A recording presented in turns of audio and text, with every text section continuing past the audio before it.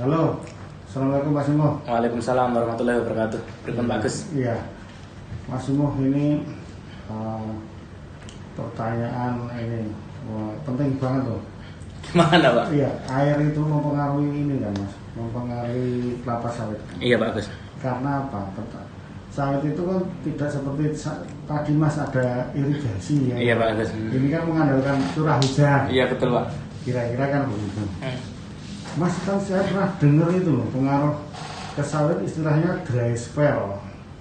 Iya. Itu apa dan pengaruhnya seberapa besar terhadap panen sawit atau hasil sawit, Mas? Iya Pak Gus. Tapi sebelum ke situ Pak, saya sampaikan dulu bahasanya kelapa sawit TBM sama TM itu membutuhkan curah hujan ataupun air yang ekuivalen dengan curah hujan yang berbeda.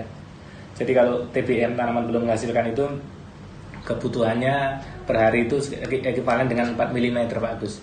Jadi per bulan kalau 30 hari berarti kan 120 Pak Gus. Mm ekuivalen curah hujan. Dan kalau tanaman menghasilkan dia butuh 5 mm Pak Gus. Dan ekuivalen berarti 5 kali 3 kan 150 mm kan itu Pak. Jadi keberadaan curah hujan ini sangat mempengaruhi apabila ketersediaan air itu tidak ada. Ya itu tadi yang Pak Gus singgung pertanyaan tadi, apabila terjadi dry spell dalam artian yang mempengaruhi produksi kelapa sawit itu udah lebih dari 20 hari hujan berturut-turut tidak ada hujan Pak Gus. Misalkan tanggal 1 hujan, maka tanggal 22 sampai tanggal 22 nggak ada hujan berarti itu sudah termasuk dry spell dan tentunya itu mempengaruhi produksi kelapa sawit Pak Gus. Bahaya itu ya Mas? Ya bahaya. Jadi apa yang paling kelihatan di situ? Yang pertama adalah karena kita tahu fotosintesis itu kan membutuhkan air Pak Gus, ya kan? CO2 tambah 2O itu otomatis karena ketersediaan air nggak ada maka akan mengalami penurunan laju fotosintesis Pak Gus. Kalau udah laju fotosintesisnya turun, otomatis distribusi asimilatnya juga terganggu. Kenapa? Karena asimilat yang dihasilkan misalkan itu 5 Pak Gus. Karena laju fotosintesisnya nggak dapat airnya tadi mungkin cuma menghasilkan 3. Jadi 3 itu harus terpartisi atau terbagi ke semua ini tanaman dan itu mengakibatkan respon terhadap tanaman itu berpengaruh. Yang pertama pasti penurunan sekrasio Pak Gus. Nah sekrasio itu bisa di jantan atau betina itu terjadi ketika proses dari sekarang itu 18 bulan sampai 24 bulan setelah kejadian ini. Jadi mungkin Bapak bisa mengidentifikasi maka tahun depan umur 18 bulan dia akan nampak kan gitu Pak Gus. Dan 2 tahunnya juga akan nampak hasilnya kan gitu. Kenapa? Karena produksinya akan turun. Yang kemudian kedua adalah penurunan jumlah tandan buah. Jadi kenapa kok tandan buah? Karena apabila cukup unsur haranya maka tanaman akan sesuai dengan potensinya bentuk bunga betina atau bunga jantan. Nah apabila asimilat ataupun haranya nggak cukup ataupun karena airnya nggak dapat, otomatis dia akan mengubah menjadi bunga jantan Pak Agus, nggak jadi bunga betina. Otomatis jumlah tandannya akan turun. Nah kemudian kejadian lagi itu penyebabnya adalah proses 11 bulan sambil berjalan Pak Gus, 6 sampai 11 bulan. Ini terjadi laknya apa? Itu keguguran bunga Pak Gus. Jadi bunga yang sudah muncul kuncup karena tidak ada air untuk asimilatnya tadi berkembang, otomatis dia menjadi gugur dan akhirnya gagal tandan. Itu biasa kita jumpai Pak Gus. Kan seperti itu. Dan otomatis laju produksi pelepah daun juga mulai berkurang Pak Agus, sehingga nanti pasti akan nampak namanya kayak Ganoderma itu Pak Agus. Jadi ada bunga pelepah yang tidak membuka. Akumulasi daun tombak. Ya, akumulasi daun tombak. Jadi udah mulai melambat. Makanya nanti ke depan juga akan kita ketemui bunga itu nggak sesuai dengan posisi pelepahnya. Seyogianya bunga antesis itu di pelepah 19, ketika ada cekaman kemarau 1 tahun yang lalu gitu pasti nggak tersusun secara seperti itu Pak Gus.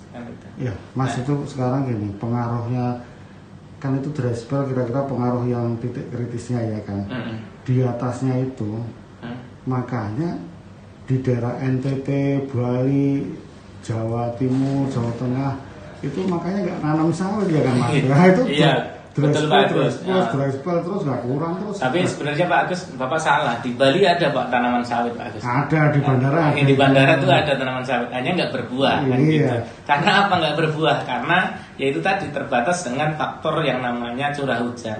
Curah hujan bulan keringnya lebih dari 4 bulan sehingga ya tidak bisa untuk berkembangnya tanaman kelapa sawit karena faktor kesesuaian lahan di antara parameter itu terhadap ada namanya curah hujan Pak, curah hujan minimal, curah hujan sedang itu pasti ada. Ada bulan kering berapa itu mulai faktornya kan gitu. Sehingga makanya tadi Pak Agus, NTT sama Nusa Tenggara Barat tidak ada kelapa sawit di Bali ya, karena seperti itu. Tapi kita kan juga sudah ada Pak Agus di Blitar yang ketinggian ini kan sudah ada kelapa sawit juga.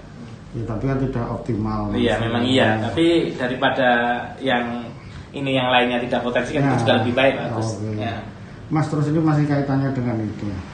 Kan kalau di kebun itu kan ada pengaruh curah hujan, ini ada siklus 5 tahunan. Setiap 5 tahun turun, apa itu adanya El Nino atau apa itu gimana itu Mas? Iya. Jadi kita pelajari dengan kejadian yang sekarang kita alami. Jadi selama ya saya berkecimpung di kelapa sawit ini Pak Agus dari 2007. Itu terjadi musim kemarau itu tahun 2015 Pak Agus. Oh iya. Nah, 2015 itu terjadi musim kemarau, terjadi penurunan produksi. Nah, 2015 itu mengulang kembali Pak di 2019. Jadi itu berarti kan 4 tahun sampai 5 tahun. Jadi hal itu memang sudah nyata mempengaruhi fase-fasenya. Jadi kekebalan ketahanan dari masing-masing tanaman juga berbeda Pak, per komposisi tanaman.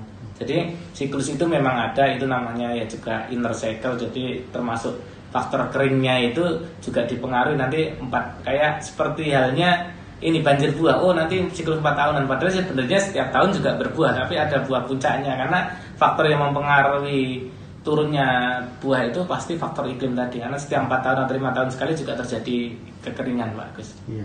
Mas, sekarang kita turunkan pengaruh itu kan tadi yang dry kan termasuk kritisnya.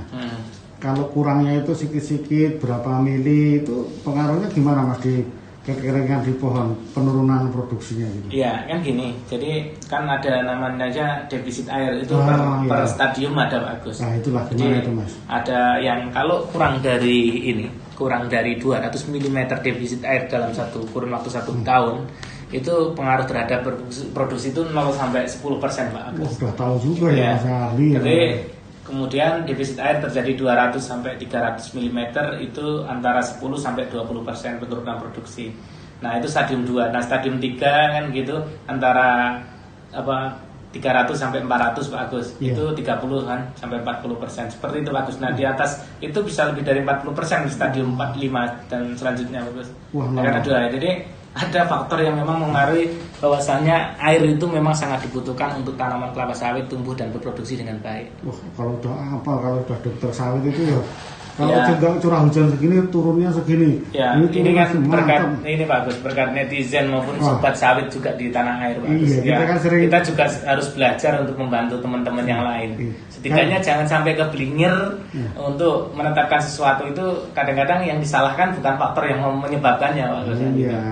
Betul Mas. Iya bagus. Waduh, terima kasih Mas Imo penjelasannya. Iya bagus. Sama-sama. Nah, semoga bermanfaat. Assalamualaikum warahmatullahi wabarakatuh. Waalaikumsalam warahmatullahi wabarakatuh.